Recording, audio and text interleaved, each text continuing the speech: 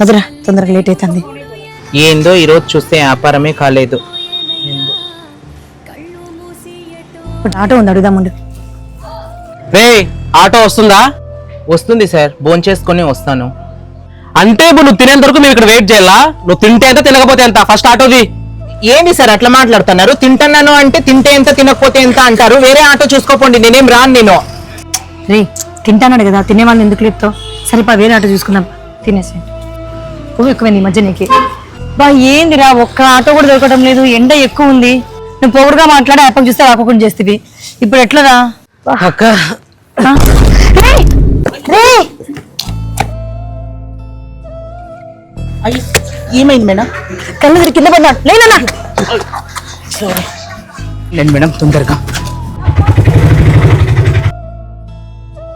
ఆ అబ్బాయికి బ్లడ్ చాలా తక్కువగా ఉంది, తొందరగా అరేంజ్ చేసుకోండి. ఆ అబ్బాయి బ్లడ్ గ్రూప్ వచ్చేసి ఓ నెగిటివ్ చూడండి. ఓ నెగిటివ్ బ్లడ్ గ్రూపా? ఇప్పటికిప్పుడు ఎక్కడ దొరుకుతుందబ్బా?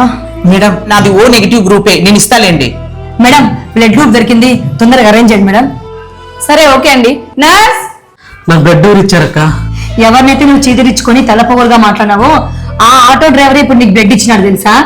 అందుకే డబ్బుందనే అహంకారంతో కన్ను మిన్ను కానకుండా ఇష్టానుసారం ఎవరిని మాట్లాడకూడదు. ఎప్పుడు ఎవరి అవసరం పడుతుందో తెలియదు. సరే పద, రెస్ట్ తీసుకుందరా. మనుషుల్ని చిన్న చూపుగా ఎప్పుడు చూడకండి. ఈ రోజు నీకు చిన్నగా కనిపించిన వ్యక్తే రేపు నీ జీవితాన్ని కాపాడే శక్తిగా మారవచ్చు. ఎప్పుడు ఎవరి అవసరం పడుతుందో కూడా చెప్పలేం. కాబట్టి మనకు ఎదురయ్యే ప్రతి మనిషిని గౌరవంగా, ప్రేమగా చూసి అలవాటు చేసుకోవాలి. మనకంటే తక్కువ స్థాయి వాళ్ళని ఎప్పుడు చిన్న చూపు చూడకూడదు. వీడియోపై మీ అభిప్రాయాన్ని కామెంట్ చేయండి. ఇలాంటి మరిన్ని వీడియోస్ కోసం మహితా తెలుగమ్మ యూట్యూబ్ ఛానల్ ని ఫాలో కండి.